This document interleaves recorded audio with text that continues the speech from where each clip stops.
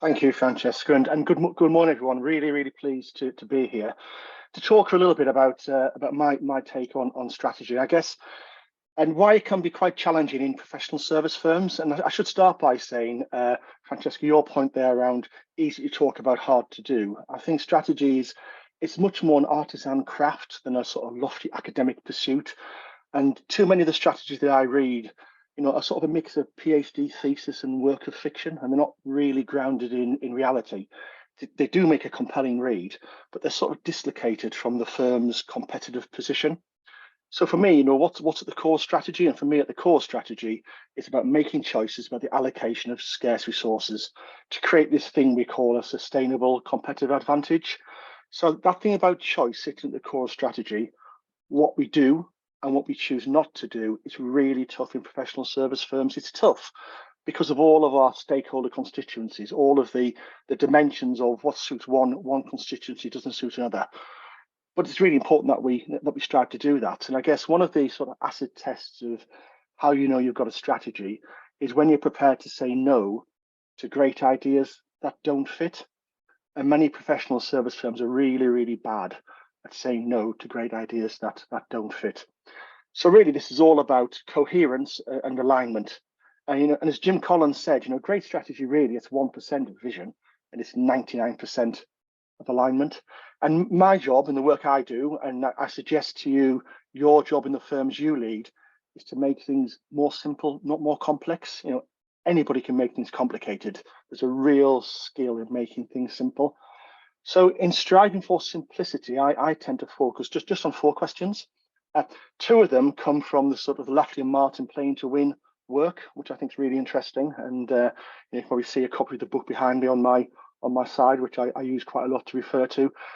Where to play, where to compete, in which markets, for what sort of clients and for what sort of work, and having made those choices, how to win in those markets. So if you like, they're the two sort of external facing questions. I also think in our sorts of organizations, we achieve success through our people. So I think there are also two really important people questions that we need to address.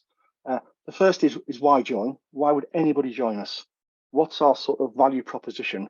Why would some join? And having joined us, why stay? And again, I think getting that people proposition right is really important. And all the evidence there going right back to the service profit chain, creates that link between, clear vision, a well-founded strategy, a strong culture, engaging our people, that driving client loyalty, and that client loyalty driving sustainable business success. So really, those four questions, if we answer those four questions, we're making a really good start in terms of creating a well-founded strategy. So where to play, how to win, why join, why stay. The other thing I'd say is for the vast majority of firms I work with, we've got to start from where we are now. And there's a theory called the resource-based view, which basically says, what are our resources and how can we deploy them more effectively than the competition? I'm also a logical incrementalist. I think it's really important that we know where we're going. We've got that really clear vision in mind, but actually strategy takes place in bite-sized chunks. It's an incremental approach. It's about being aligned and being purposeful, but being incremental. And for some firms, there may be a big bang transformational opportunity, but for the majority, that's not how strategy works in practice. I think it's also about recipes rather than ingredients. And, we know how difficult it is to differentiate between firms, especially firms in a particular weight class. If you think about it objectively, if we get a score sheet and we score two firms against each other, well, they've both got great people, and those people tend to be from a similar background, which is not a good thing, but that's the reality of where we are. They've been to the same universities, they're qualified into the same profession, they're using the same IT systems. They're very similar in many measures.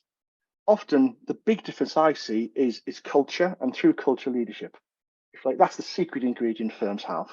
But fundamentally, it's about how we put together our ingredients, which are very similar to the competition's ingredients, to create a recipe which is both attractive to the client and really hard for the competition to copy. People are at the core strategy, and to give effective strategy, people need to change what they do and how they behave in our sorts of organizations. And for me, at its core, that's a leadership and a cultural challenge. But it's also why simplicity and clarity and communication are just so important. If people don't understand what we're trying to achieve and they don't understand their role in making that happen, then we can't be surprised if nothing changes.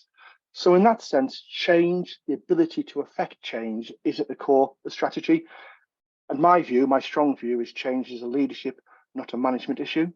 And John Cotter's seminal work, Leading Change, it's called Leading Change. It's not called Managing Change. And of course, the people on this webinar carry the badges of leaders in their firms, and it's a big responsibility. And I think it's important that we all reflect on how we lead and how we encourage leadership behaviours in those we work with, in our approach and our style, and how we facilitate success in those around us. So my core message is really, strategy's got to be simple, it's got to be coherent, it's got to be aligned, it's got to be purposeful and incremental. It's about recipes as well as ingredients, but we give it effect by having our people giving a clear understanding of what we're trying to achieve, what they need to do to help us, and how to behave differently, and how do we as leaders facilitate that. So as a summary, culture and leadership underpin everything, and how we bring about cultural change and develop our future leaders are the competencies on which we need to focus now.